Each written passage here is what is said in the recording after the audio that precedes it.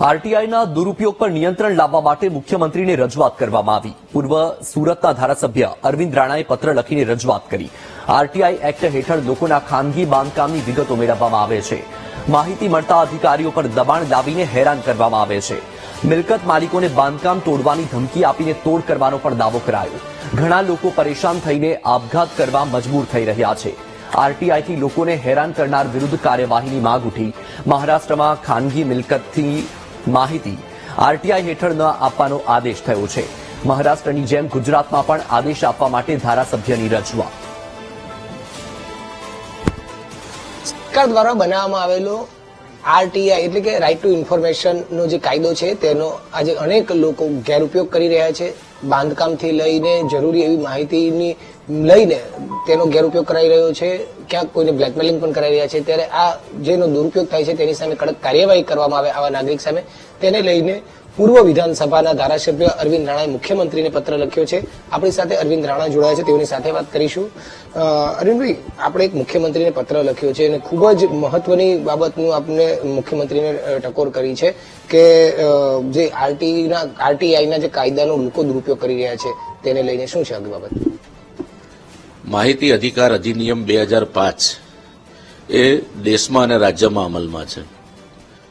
આ કાયદા દ્વારા નાગરિકને એક અધિકાર મળે છે કે સરકારની કોઈ પણ જાહેર બાબતો હોય તે જાહેર બાબતોની કોઈ પણ માંગણી અથવા તો કોઈ પણ રજૂઆત એ આરટીઆઈ એક્ટ હેઠળ કરી શકે છે અને એની માહિતી મેળવવાનો એનો અધિકાર છે.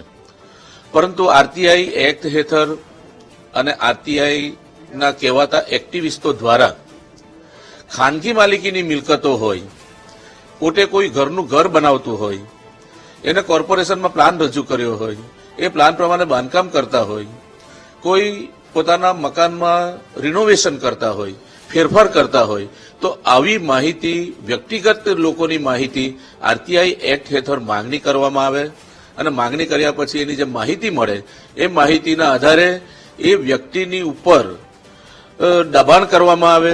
એ વ્યક્તિનું મકાન તોડી પાડવા સુધી અધિકારીઓની ઉપર દબાણ કરવામાં આવે અને આમ કરીને પુષ્કળ રૂપિયાની માંગણી કરે, ભ્રષ્ટાચાર કરવામાં આવે.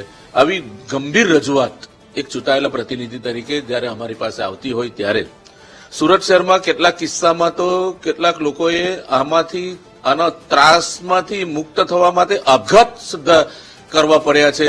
એવી ગંભીર પરિસ્થિતિ જ્યારે આવી છે ત્યારે આરટીઆઈનો ખોટો દુરુપયોગ ના થાય અને એની પર લગામ કસાય એટલા માટે જ્યારે એક ચૂંટાયેલા પ્રતિનિધિ તરીકે અમે તપાસ કરી તો ખબર પડી કે મહારાષ્ટ્ર સ્ટેટની અંદર પણ આ કાયદા દ્વારા જો કોઈ એક્ટિવિસ્ટ અથવા તો કોઈ આરટીઆઈ આવા જે તત્વો છે એ તત્વો આવી કોઈક માહિતી માંગે તો રાજ્ય સરકારના માહિતી આયોગના કમિશનરે એક પરિપત્ર બહાર પાડ્યો છે કે ખાનગી માલિકીની મિલકતો હોય તો તેના નકશા, તેના વાસ્તુ, તેના પ્લાન, એસ્ટિમેટ કે આવી કોઈ પણ વિગતો આરટીઆઈ એક્ટ હેઠળ આપવી જોઈએ નહીં. કારણ કે સુરક્ષાના જે નોર્મ્સ બનાવેલા છે એ નોર્મ્સમાં આ વ્યક્તિગત મિલકતો આવતી હોય આ માહિતી આપી શકાય નહીં.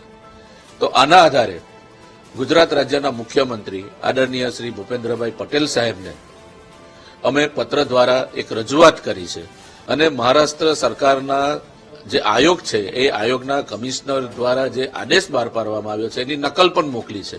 જો મહારાષ્ટ્રમાં આ કાયદાનો અમલ કરવામાં આવે છે ત્યાંની નગરપાલિકા, ત્યાંની મહાનગરપાલિકાને એવી સૂચના આપવામાં આવી છે કે ખાનગી માલિકીની મિલકતોની કોઈ પણ માહિતી આરટીઆઈ એક્ટ હેઠળ નહીં આપવી જોઈએ.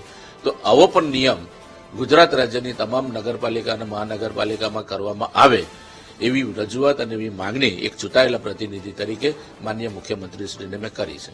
સાહેબ, કેટલી મોટી આ માંગ કહી શકાય ને રજૂઆત કહી શકાય? કારણ કે આ માત્ર એક સુરત કે પૂર્વ વિધાનસભા પૂરતી જ ફરિયાદ મર્યાદિત નથી. આ આખા ગુજરાતમાં લાગુ પડતો કિસ્સો છે અને લોકો આને સહન પણ કરી રહ્યા છે. તો કેટલી મોટી બાબત કહી શકાય?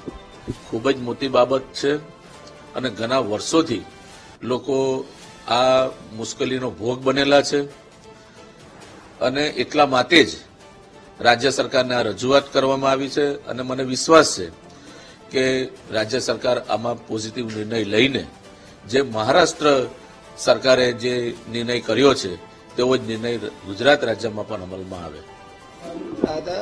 પૂર્વ વિધાનસભાના ધારાસભ્ય અરવિંદ રાણા, જે રીતે આરટીઆઈ નો દુરુપયોગ કરીને લોકો આજે બ્લેકમેલિંગ કરી રહ્યા છે, લોકોને હેરાન કરી રહ્યા છે અને તેને જ લઈને ક્યાંક મહારાષ્ટ્રમાં જે રીતે એક સરકારે નવો કાયદો અમલમાં લાવ્યા છે તેવો જ અમલ અહીં ગુજરાતની સરકાર પણ કરે તે માટે મુખ્યમંત્રીને પત્ર લખીને હાલ રજૂઆત કરી છે. આ માત્ર એક સુરતની પૂર્વ વિધાનસભા બેઠક પૂરતી જ વાત મર્યાદિત નથી, પરંતુ આખા ગુજરાતને લાગુ પડતો મુદ્દો છે અને અસર કરતી વાત છે, એટલે આ ખૂબ જ મોટી બાબત મુખ્યમંત્રીએ રજૂઆત કરી છે તે કહી શકાય છે. કેમેરામેન સરજુ પારેખ સાથે ધ્રુવ સોમપુરા, વીટીવી ન્યૂઝ, સુરત.